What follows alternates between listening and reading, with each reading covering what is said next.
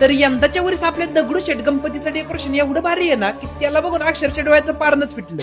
तर रामकृष्ण हरी मंडळी, तर आपल्या लोगाव मध्ये ना एबी वॉटर लाईनचं उद्घाटन होतं आणि तिथं प्रमुख उपस्थिती म्हणून मला आणि आधीला बोलावलं होतं. मग तिथं जाऊन सगळ्यात आधी तिथं उद्घाटन केलं आणि आपल्या परिवारातली भरपूर लोक भेटली, त्यांच्यासोबत फोटोशूट केलं. आपल्या परिवारातली लोक भेटलं, मला जो आनंद होता ना तो आनंद मी शब्दात नाही सांगू शकत, कारण की आज मी जे पण आहे ते देवाच्या आशीर्वादाने आणि तुमच्या साथीने. मग आपलं उद्घाटन उरकल्यावरती ना आपण घाईत निघालो होतो बाप्पांच्या दर्शनाला, आणि ते कुठं तर पुण्यातल्या दगडूशेठ गणपतीला. मी पुण्यात राहिला असल्यामुळे ना माझा दगडूशेठ बाप्पांवरती लयच विश्वास आहे. आणि नुसता माझाच नाही तर अख्ख्या पुण्यातून आणि आपल्या अख्ख्या महाराष्ट्रातून अशी एक पण व्यक्ती नसन ज्यांचा या देवस्थानावरती विश्वास नाही. कारण की सगळ्यांची मान्यता आहे इथे येऊन बाप्पाकडे तुम्ही चांगल्या मनाने जी पण मागणी करता ती मागणी नक्कीच पूर्ण होती. आणि त्याच्याच बरोबर दरवर्षी तर बाप्पांचं डेकोरेशन एवढं भारी असतं ना की त्याला बघून डोळ्याचं पारणच फिटतं. आणि ह्या वर्षीचे डेकोरेशन थीम काय माहितीये का? केरळचं पद्मनाथ स्वामी मंदिर. मग यंदाच्या वर्षी तुम्ही हा सेट बघायला येणार आहे का नाही ते तर कमेंट बॉक्स मध्ये सांगाच. त्याच्याच बरोबर तुम्ही कधी दगडूशेठ बाप्पांच्या दर्शनाला आलाय का किंवा येता का ते पण नक्की सांगा. आणि जाता तर तेवढं फॉलो करा की राव, आणि ज्याच्यासोबत तुम्हाला बाप्पांच्या दर्शनाला यायचंय त्याला पण व्हिडिओ शेअर करा की राव.